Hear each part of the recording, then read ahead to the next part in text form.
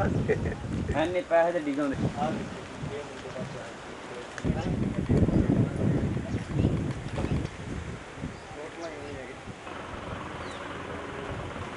नमस्कार, स्वागत है आपका के हरियाणा पे। मैं हूं आपके साथ रमेश जाखड़ और इस वक्त मैं मौजूद हूं ठीक उसी जगह जहां पे टिड्डी दल ने कहर बरपाया हुआ था। और आपको बता दूं कि रात भर ऑपरेशन के बाद जो है प्रशासन को एक सफलता हम कह सकते हैं कि मिली है। और यहां पे मैं आपको दिखाना चाहूँगा, जिस जगह पे मैं खड़ा हुआ हूँ यहाँ पे आपको जहाँ तक नज़र जा रही है वहाँ तक टिड्डियाँ मरी हुई दिखाई दे रही होंगी।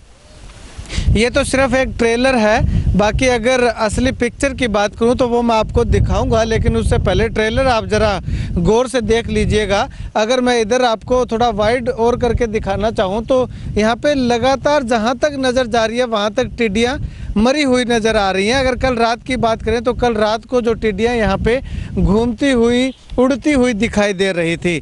इसके अलावा अगर आगे मैं थोड़ा सा आपको और ले जा करके दिखाना चाहूँ तो ये एक जो फ्लडी नहर बनाई गई है, इस फ्लडी नहर के अंदर आप देख सकते हैं कि किस प्रकार से ये जो कारवां है ऐसे टिड्डियों के मरे होने का ये बताया जा रहा है कि 5 से 7 किलोमीटर तक ऐसे ही लगातार जो टिड्डियाँ मरी पड़ी हुई हैं। अब अगर बात करूं तो रात भर से प्रशासन यहां पे लगातार डटा हुआ है। प्रशासन कीटनाशकों का छिड़काव और तरह तरह के हथकंडे टिड्डियों को मारने के लिए अपना रहा है। इसके साथ साथ अगर मैं दूसरी तरफ इस तट के ऊपर आपको दिखाना चाहूं तो यहाँ पे ज़्यादा ये झाड़ियाँ होने के कारण टिड्डियाँ इतनी ज़्यादा संख्या में दिखाई नहीं दे रही, लेकिन अगर झाड़ियों को दूर करके देखा जाए तो टिड्डियाँ मरी हुई यहाँ पे पड़ी हुई हैं।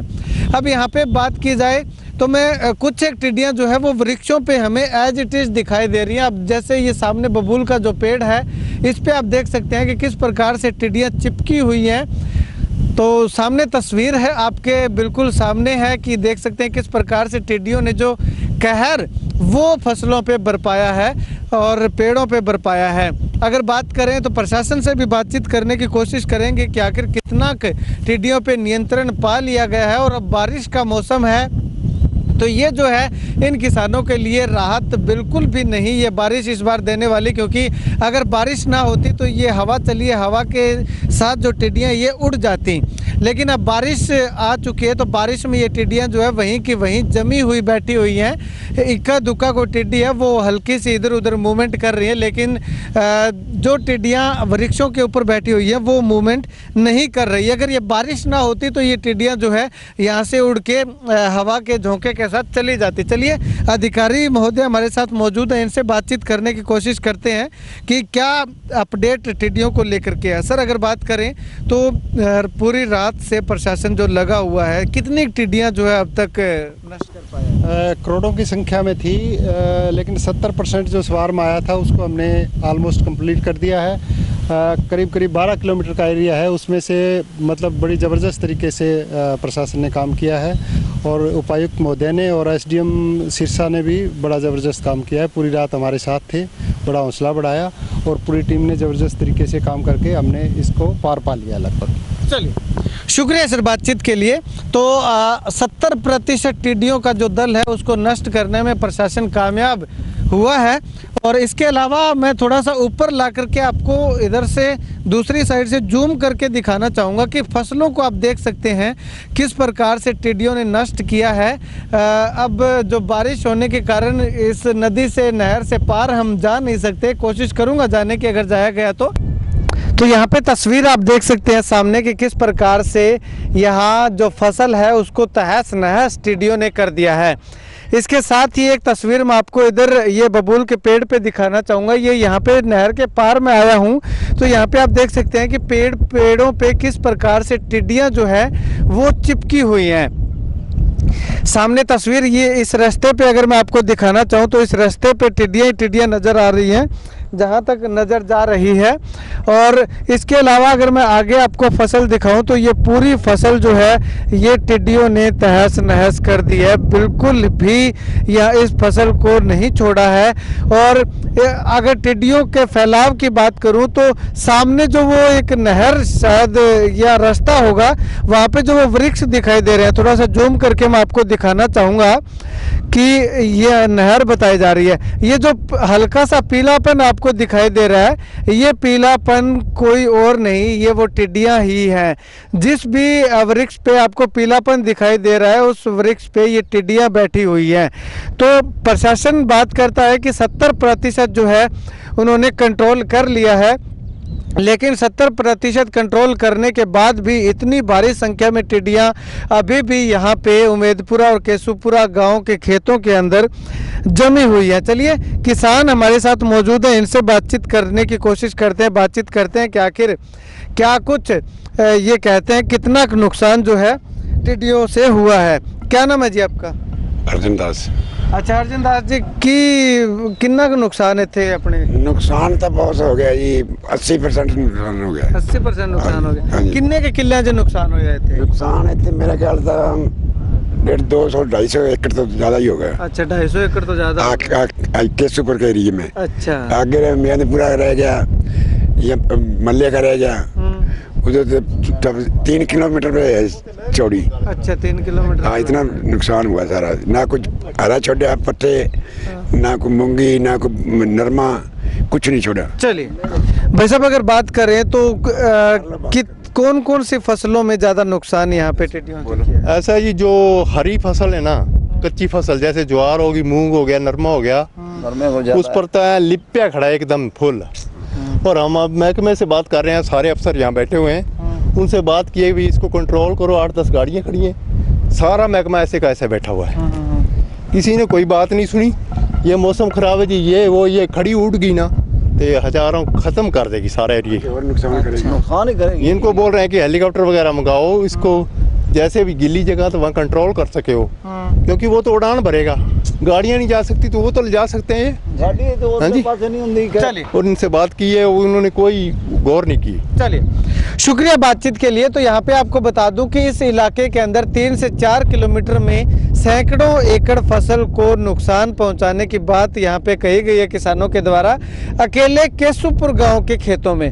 अगर उमेदपुरा और आसपास के और गांव की बात करूं तो काफ़ी नुकसान जो है टिड्डियों ने यहाँ पे पहुँचाया है। चलिए कृषि अधिकारियों के पास चलते हैं, डिप्टी डायरेक्टर साहब हैं, उनसे बातचीत करते हैं कि आखिर बरसात में टिड्डियों पे क्या फ़र्क पड़ता है और ये जो बची हुई टिड्डियां हैं उन पे रेस्क्यू करने के लिए किस प्रकार से आगे कार्रवाई की जाएगी। चलिए, कृषि अधिकारी बाबूलाल जी हमारे साथ, जो डिप्टी डायरेक्टर हैं कृषि विभाग के, वो हमारे साथ मौजूद हैं। सर, अगर बात करें तो कितनी टिड्डियों पे काबू अब तक पा लिया गया है? देखिए, कल जैसे सिरसा में काफ़ी बड़ा स्वार्म था और रात को ये सेटल्ड हुआ है केशुपुरा में, उमेदपुरा में और कोटली साइड। तो रात को ऑपरेशन हुआ, ऑपरेशन के दौरान आप देख ही रहे हैं कि काफ़ी सक्सेस हमें 70% तक हमने ये टिड्डी दल पे कंट्रोल किया। और सुबह सुबह जैसे 6 बजे के आसपास बारिश आ गई, तो कुछ तो राजस्थान की साइड मूव किया है, कुछ है, तो आज दिन में देखते हैं क्या डायरेक्शन हवा की रहती है और उसके बाद देखते हैं कहाँ सेटल होती है रात को। सर, अगर बारिश की बात अपनी की, बारिश से क्या टिड्डियाँ जो है उड़ने में बारिश सहायक होती है या फिर बारिश आने से टिड्डियाँ वहीं जम जाती हैं? एक बार जैसे बारिश आती है तो टिड्डियाँ वृक्षों पर बैठ जाती हैं और जैसे ही हवा चलेगी, धूप लगेगी, तो फिर जो हवा की दिशा होगी उस साइड चलेगी। अब अगर सर यहाँ आसपास के वृक्षों पे हम देख रहे हैं कि वृक्षों पे काफ़ी भारी संख्या में टिड्डियाँ बैठी हुई हैं, तो उनको भगाने के लिए या उनको नष्ट करने के लिए क्या कोई अभी और कार्रवाई की जाएगी? देखिए, अब दिन के समय में तो किसान भाइयों को हम यही कहते हैं कि इनको दिन में अपने खेत में बैठने ना दें और पिप्पे थाड़ी वो बजाते रहें और आगे मूव करते रहें। रात को जब सेटल होती है तो आज जैसे ऑपरेशन किया आपने देखा, ऐसे ऑपरेशन करेंगे। जी जी। सर, अगर नुकसान की बात करें तो कितना नुकसान आसपास के गांव में हो? देखिए, अभी तक कोई नुकसान वाली बात है नहीं। अगर किसी की कोई फार्मर्स की कोई कंप्लेंट आती है तो हम वहाँ देख लेंगे और आंकलन कर लेंगे। जी चलिए, शुक्रिया सर बातचीत के लिए।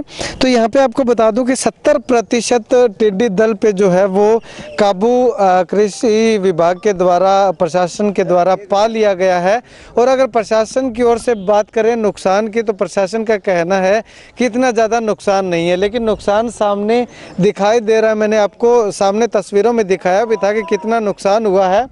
और इसके अलावा अगर बात करूं तो आसपास के जो पेड़ पौधे हैं पेड़ पौधों पे टिड्डियां बैठी हुई जरूर नजर आ रही हैं। चलिए किसान और हमारे साथ मौजूद हैं, इनसे बातचीत करते हैं। कहाँ से भाई साहब आप? जी मैं केसूपुरा गांव से जी। केसूपुरा गांव से। कितना नुकसान टिड्डियों से आपके खेतों में हुआ? मेरे हिसाब में तो 90% मेरा नरमा था 6 एकड़। अच्छा। उसमें सिर्फ डंटा रह गया और पत्ता नहीं है उसमें। अच्छा, बहुत नुकसान हो गया। बहुत नुकसान हुआ है। हाँ जी। चलिए और इनसे जानते हैं, आपका क्या नाम है जी? ओम प्रकाश जी। कहाँ से हो आप? केसूपुरा से। केसूपुरा से। हाँ जी। तो आपके खेत में कितना नुकसान हुआ है? 3-4 एकड़ तो हो गया है ना। अच्छा। पट्टे मतलब मूंगी वगैरह है, ऐसी कुछ नहीं रहा। सब खत्म हो गया। सब खत्म हो गया। हाँ 100%। अभी टिड्डियाँ कितनी टिड्डियाँ मरी हैं?